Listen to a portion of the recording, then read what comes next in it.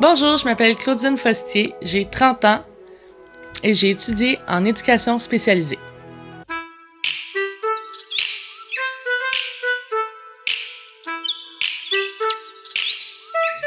Je suis la directrice des finances et des relations. C'est moi qui rentre en relation avec nos partenaires, nos usagers, nos intervenants, afin de pouvoir les accompagner au maximum, soit dans leurs tâches ou soit dans l'accomplissement d'un projet.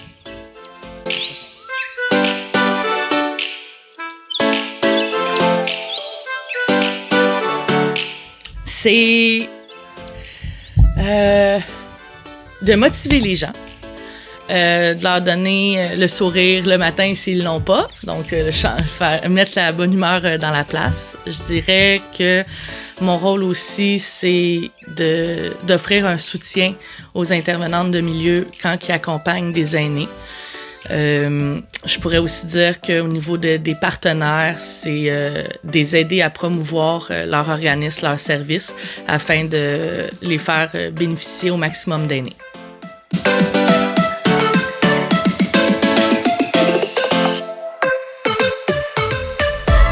Pendant mes études, j'avais touché à la clientèle jeune.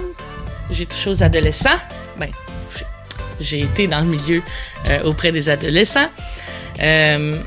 Puis, au niveau de l'adulte, je trouvais que peut-être mon jeune âge de travailler avec cette clientèle-là, c'était peut-être pas favorable. Les enfants, il y a le côté répétitif, le côté des consignes ou la confrontation que j'avais avec les enfants que j'avais pas. Et je trouvais que les personnes âgées reflétaient quand même très bien nos adolescents. Donc, leur joie de vivre, leur spontanéité.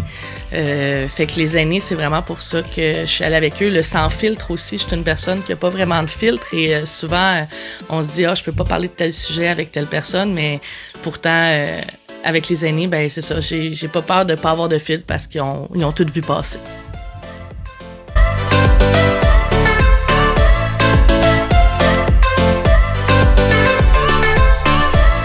Tout d'abord, j'avais étudié dans le domaine de la vente. Mon côté social, en fait, le fait d'être avec les gens me donne de l'énergie. Si je suis tout seul, je suis une personne qui est relativement déprimée naturellement. Donc, il me fallait absolument côtoyer des gens dans ma journée pour faire mon bureau, donc faire ma job. Donc, pas une job de bureau. J'ai touché à la vente pendant 6 ans de ma vie. Je suis rentrée à l'université en marketing et c'est après ma première session où mes professeurs m'ont dit je te sens pas à ta place. Puis moi non plus, effectivement, je me trouvais vraiment pas à ma place. Puis j'ai une enseignante qui m'a dit qu'elle me voyait plus dans le domaine social. Et c'est par cette même année-là que j'étais en train de sortir tous mes travaux que j'avais faits pendant mon DEP en vente, qui étaient en lien avec mon certificat en marketing, que j'ai retrouvé une lettre que j'avais écrite sur mon avenir, sur ce que j'avais le goût de faire plus tard. Puis, c'est bien là que j'ai vu que j'étais dans le champ complètement, qu'il fallait pas que je sois en marketing, parce qu'il était écrit noir sur blanc sur les feuilles que je voulais m'en amener dans le domaine social, et je sais pas pourquoi. Je l'avais comme oublié, je l'avais mis dans le néant ou je l'avais caché. C'est peut-être parce que au secondaire, je m'étais fait dire aussi que j'avais peut-être pas la capacité d'aller au cégep et à l'université par mon orienteur. Il m'avait dit d'aller directement à un DEP parce que mes notes étaient vraiment pas à la hauteur de ce que l'Institut demandait. Donc, à partir de là, je pense que c'est pour ça que je me suis résiliée à aller dans le domaine de la vente au lieu d'aller dans le domaine social.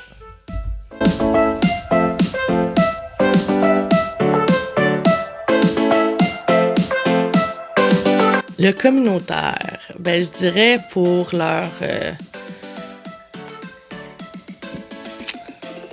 toute l'aspect liberté.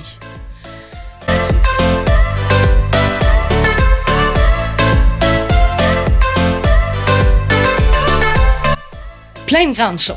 En fait, ce que j'aimerais accomplir avec le Mauve, évidemment, c'est surtout un service dédié aux aînés, mais pour leur sécurité autant mentale que physique, en ce sens que c'est souvent les premiers qui sont victimes d'abus. C'est souvent eux qui se font prendre dans des fraudes. Puis, malheureusement, vous, comme tout le monde, on n'est pas à l'abri des fraudeurs et ça peut arriver à monsieur, madame, tout le monde, mais souvent, un aîné est plus assujetti à se faire à vivre ces situations-là. Donc, mon but, ça serait d'avoir un réseau, une communauté, un partenariat avec toutes les compagnies privées, publiques, gouvernementales qui optent pour la bienveillance envers l'aîné.